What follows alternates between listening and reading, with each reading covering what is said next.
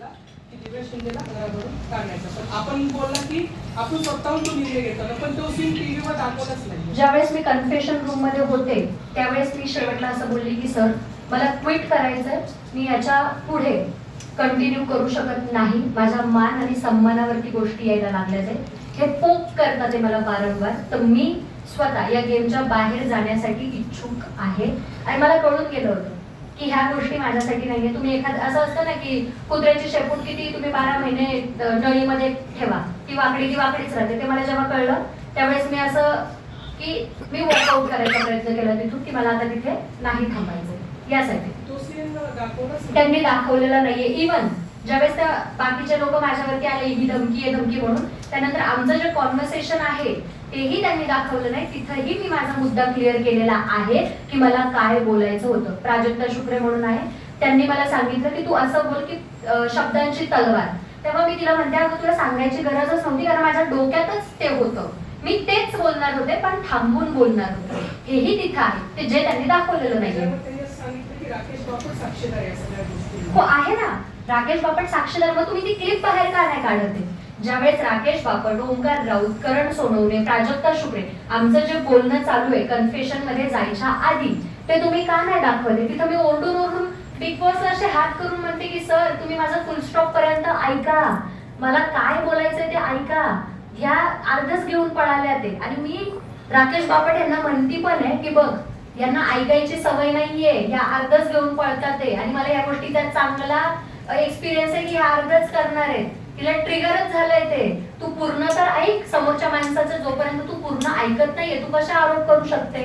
समोरच्या माणसाचं मतच जर तुला माहित नाहीये आणि तू त्याला जज करायला जाताय तेव्हा तुम्ही मूर्ख ठरले जाताय.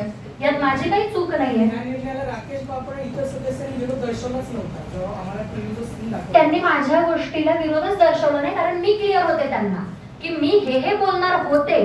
त्यांना जेव्हा ते कळलं त्यावेळेस ते बिग बॉसला सुद्धा समजवायचा प्रयत्न केला आणि बाकीचे जे लोक आहेत त्यांनाही समजवायचा प्रयत्न केला. आता मी आधीच सांगितलं होतं त्यांना, मी घरामध्ये 100 वेळा सांगितलंय की मी बाहेरच्या गोष्टी बोलणार नाही, कारण तुम्हाला त्याचे अर्थ जुळणार नाही. ह्या गोष्टी मी 100 वेळा आतमध्ये क्लिअर केल्या. ते मी बोलली सुद्धा होती की तुम्ही याचा वेगळा अर्थ घ्या.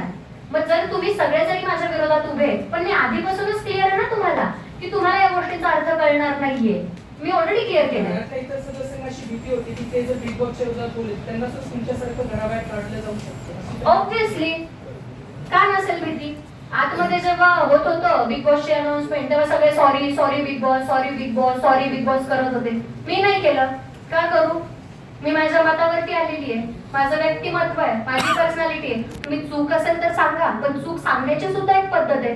आता तुम्ही मला शिकवणार का?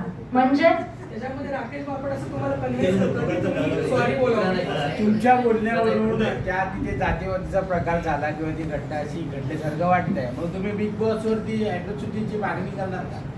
सर हे बघा, हा निर्णय मी आता जनतेवरती सोडतीये, कारण आम्हाला नावच पडलेलं आहे की हे जिथं तिथं जात घेऊन येतात, जिथं तिथं हे जातीवरती अॅट्रॉसिटी करतात, हे जिथं तिथं म्हटले की स्वतःची जात पुढे करतात. हा निर्णय महाराष्ट्राचा आहे. मला महाराष्ट्राला हे सांगायचं होतं की आम्ही जात घेऊन कधी आलोच नव्हतो, आम्ही मान सन्मानानेच तुमच्याकडे आलो होतो. पण तुम्ही नेहमी त्या जातीवरती पोक केले आम्हाला, नेहमी तुम्ही आमची जात काढलेली. अॅट्रॉसिटीची गरजच लागली नसती. मी अजूनही अधोरेखित करते हा माझा मुद्दा.